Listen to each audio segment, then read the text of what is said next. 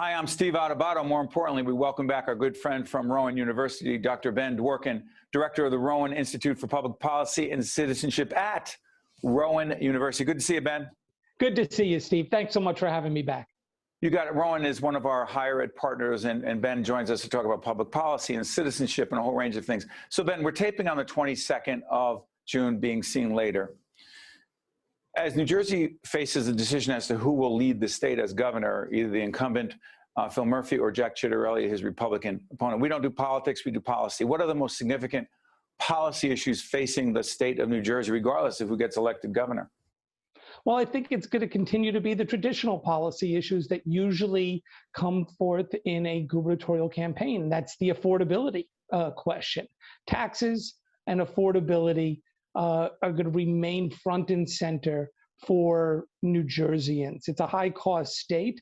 Democrats have embraced a certain outlook about how they're going to approach taxation. We've seen the increase in the millionaires tax as an example, and Democrats are proudly running on that.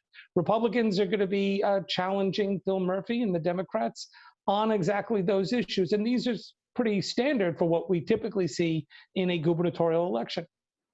Let me try this one. This is going to sound like a real pivot, but as we tape this program, there are discussions going on all around the country around the voting process, the electoral process. Some argue on the Republican side, you're making it too easy for people to vote. On the other side, the argument has been there are too many impediments, and it's in some cases perceived to be racially motivated, who's a D, who's an R, et cetera, et cetera. Here's the question. These debates around the country around the voting process, in person, by mail, voter ID, no voter ID, what does that have to do with citizenship? The fundamental aspect of citizenship in a representative democracy is the ability to choose your leaders. And the more restrictions we put, the more hurdles we put in front of our citizens to engage in that fundamental act of citizenship is perhaps a way we are making citizenship harder when we should be making it easier. And I think that's really that's the link here. But one more quick one on this. Is proving that you are who you say you are by having some sort of ID, is that a barrier? Because devil's advocate question, I need that ID to do a lot of things. And yes, citizenship should be easier, but you need to be who you say you are, no? Absolutely. Nobody wants to see fraud. I mean, I think what we're seeing are things that go far beyond voter ID.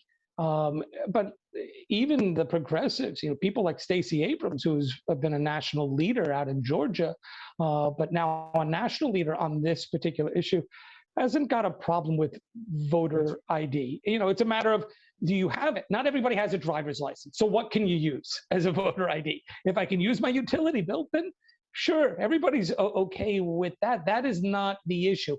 But what we are seeing around the country are issues and new legislation being put forward and some states being passed that go far beyond just proving who you are.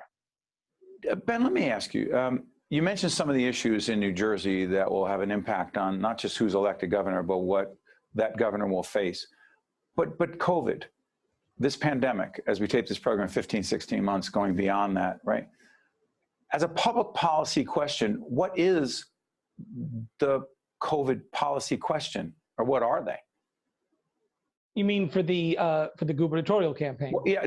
Okay. So from a public policy point of view, Republicans, including Jack Ciattarelli, the Republican nominee, will say, and by the way, we're going to do an hour program with 2 half hours with each candidate talking policy. But here's the question. They'll argue that from a policy point of view, that Governor Murphy's policies have been wrong and hurtful to business. They've been too restrictive to date, regardless of where we are right now, but for too long, too restrictive.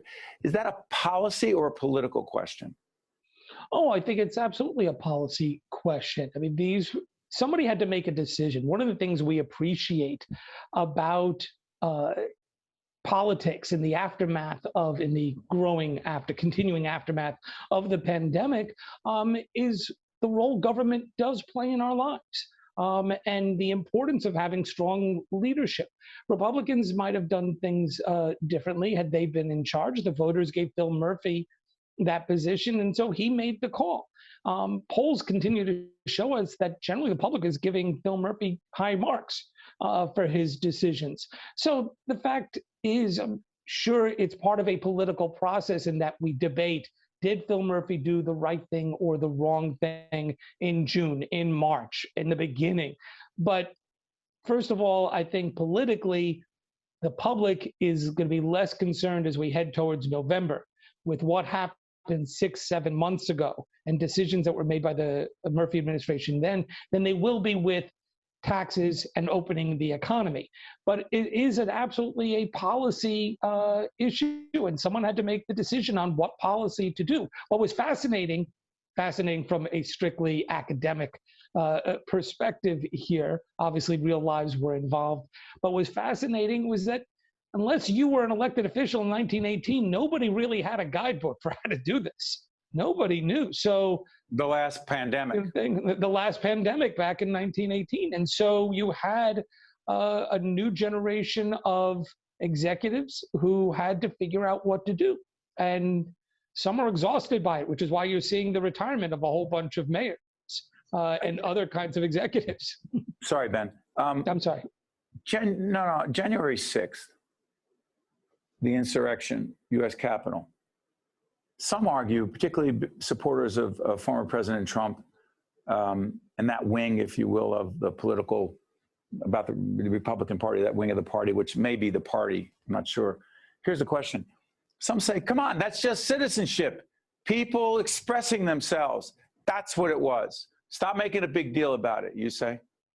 Oh, I think that's ridiculous. I'm sorry. I think the insurrection doesn't need to be put in quotes. It was what it was. We all saw it.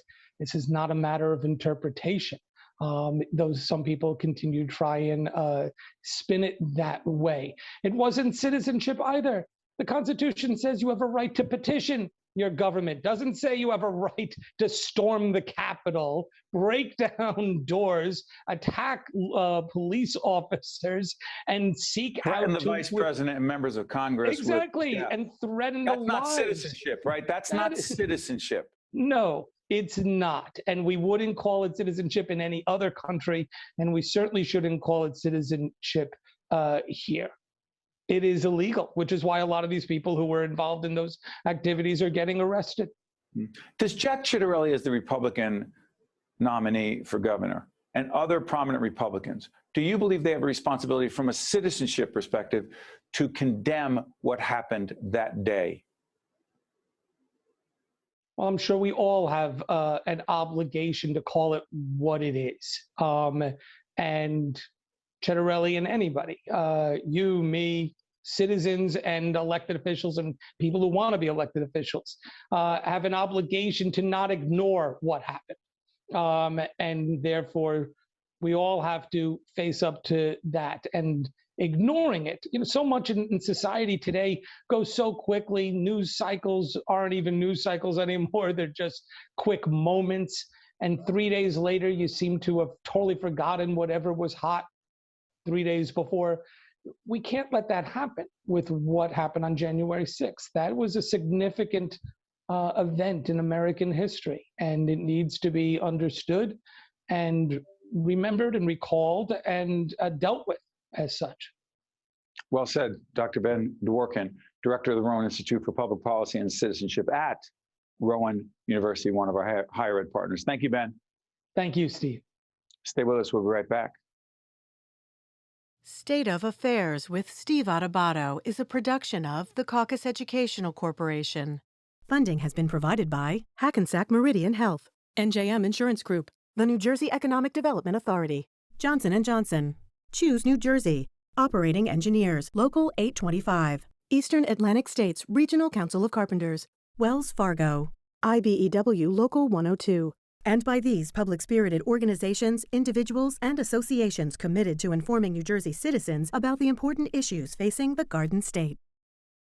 And by Employers Association of New Jersey. Promotional support provided by NJ.com and by Jaffe Communications. Many of New Jersey's children have been affected by COVID-19, but now that there's a safe and effective vaccine available for children ages 12 and older, you can help make COVID-19 history by getting yourself and your child vaccinated. Let's end this pandemic together and help all children get back to being kids.